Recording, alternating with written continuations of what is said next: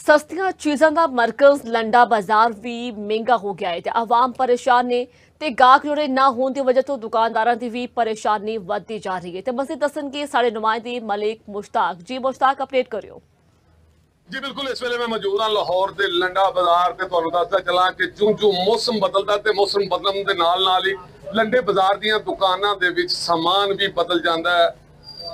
जेठ हाड़ लंघिया ते सौन शुरू हो गया ते सौन की गर्मी है। लोगों का आम कहना है कि सौन तो बाद अस्सू कत्ता आना है ते क्या ज्यादा पंजाबी दे विच कि अस्सू कत्ते मां नराले दिने धुप्पां ते राती पाले।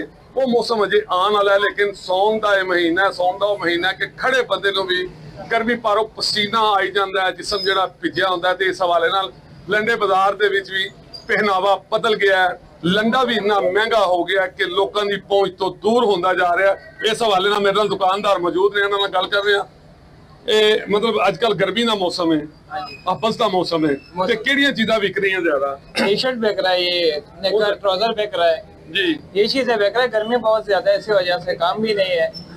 ते महंगाई कितनी के? महंगाई तो बहुत है, काम नहीं है, ऊपर से महंगाई भी नहीं ते काम भी नहीं। काम भी नहीं। जी बिल्कुल, क्योंकि महंगाई पारों लंडे चट्टा रश नहीं है। लोगों का कहना है कि महंगाई पारों बहुत सारिया चीज़ां खरीद नहीं सकते पे। लंडा भी एडा महंगा है कि वह गरीब आदमी लंडे के नेड़े नहीं जा सकता।